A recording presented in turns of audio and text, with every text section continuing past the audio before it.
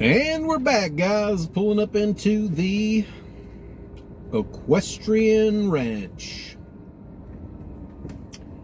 And I'll show you what I have to do today. I picked up some extra work from a lady that owns a pasture over to our right. Yeah, there's a big arena over there that I welded the plates on the beams. They got a open air arena to the left that they're getting built. Now when we pull in here, you'll see the circular hay feeders to the left of that trailer right there, and that trailer is every hinge on the back of it is busted, broken loose. I'll show you. I've got to weld it, but that hay feeder to the left there is what I'm welding today, and I'll show you that up close. And I'm just going to roll that hay feeder over by me. My cousin made fun of me because I turn all the way around to back the truck up. The reason I do that is because I push my mirrors out to the side a little bit and my rear view mirror up, because these motherfuckers around here want to ride your ass and I just don't want to see them because I'll just get pissed. Alright guys, here we go. Let me show you this trailer real quick. You see these welds are all just snapped right off, and looks like it was TIG welded to begin with, but it looks weird because if you look under there, at first I thought, are these breaking? So they just kind of welded on that side, TIG welded. It looked like they walked the cup right there, but they TIG welded and left all that opening. You know, I don't know if that's normal for stuff, but every one of them broke on the weld. So I don't know, looks like a ton of porosity and shit in there. I mean, look inside that weld there, boys. Whew, I don't know, that don't look good. I'll tell you that much. God dang. Looked like somebody was welding aluminum that didn't know how. But anyway, back to what I'm doing today. These things are fairly cheap, but these people are going to be leaving here in a few months. So, and they own this, so their solution was, instead of buying a new one, just get me to weld it up real quick. So you can see this one's completely off. So I just have to pop it up there and tack it on. Galvanized pipe. I mean, it's rusting all over the place. But a lot of them are like this, though, where you can just kind of move it up, tack it, and then, you know, weld it. Obviously, you don't need to grind a bevel on anything that thin. So we'll walk around and see the actual welds. And I'm not going to grind those welds off, because with tubing this thin, it'll actually help give me some material to melt into those holes. So, but, you know, like I say, most of them are just walking up and pushing that thing up and welding it, and it's only got to last till they leave. So, and then they'll just take those things off. The guy told me that that's actually from a thing called cribbing. And what they do is they walk up to that thing, put their mouth on it, pull down and back, and suck in a bunch of air all at one time. And it gives them an oxygen high, and then they get addicted to it. So I guess horses can be junkies too. Man, I'm learning a lot at this job about horses.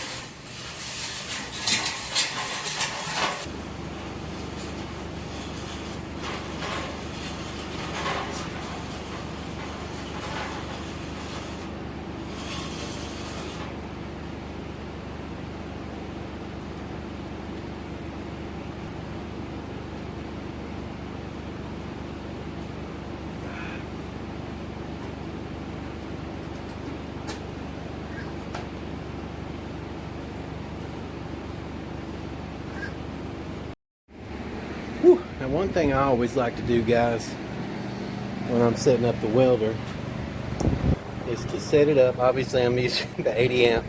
I mean, this is the thin, super thin stuff. 3/32 rod. Come on now.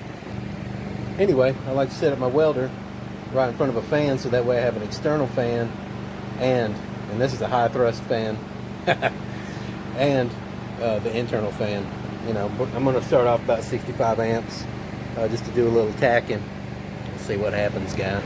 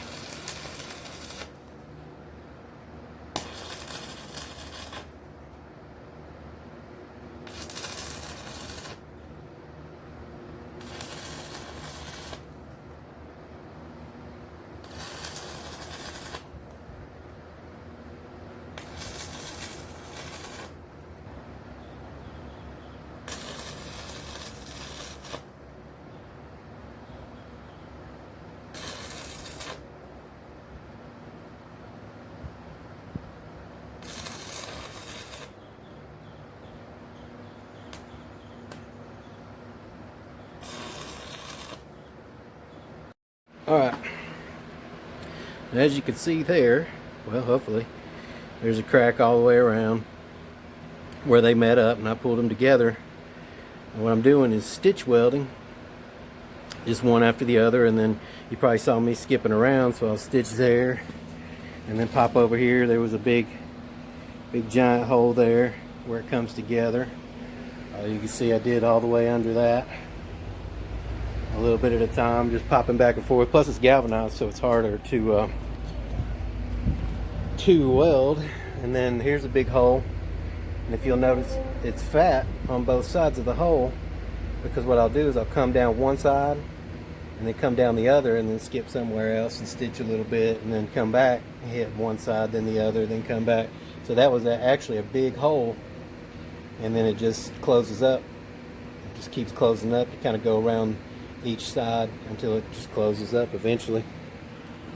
You know, and that's what I'm doing all the way around, trying to get the inside done. And then of course I'll go around the outside. Well, see if I can get a little light on it. I'll go around the outside and do that, and do these cracks. But I'm going to get the inside done first, so that way it'll pull these towards the inside.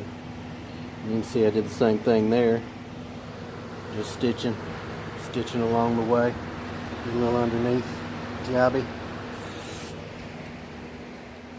And just keep on stitching until she's done. But second breakfast comes first, so I don't hurt myself or others. Alright guys, we got this all done and welded up. I don't know what you can see. I'm leaving the slag on there because I don't think they're going to paint it, and hopefully that'll help it not rust.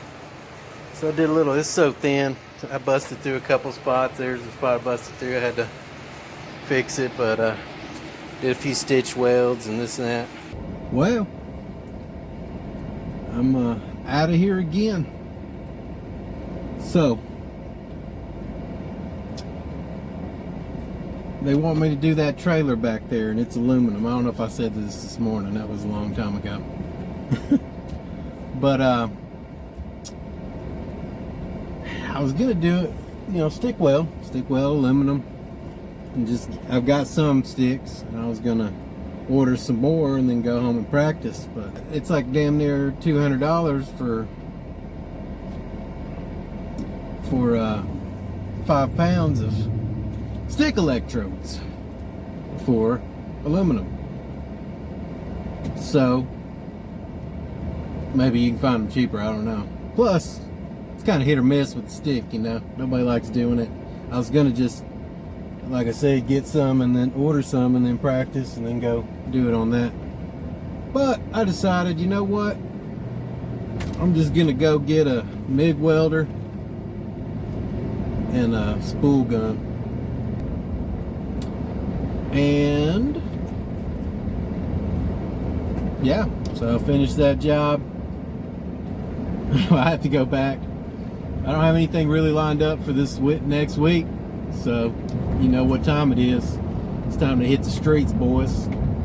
Hand out cards. I'm gonna call the dude who got me that job, see if he's got anything lined up. If he doesn't, I'm gonna go out, hit up a couple people that said, yeah, I got this project and that project. Well, I'm just gonna swing back by. I figured they lost my card. You know, sometimes people just need a reminder. Oh, guys, you know what time it is? See you tomorrow!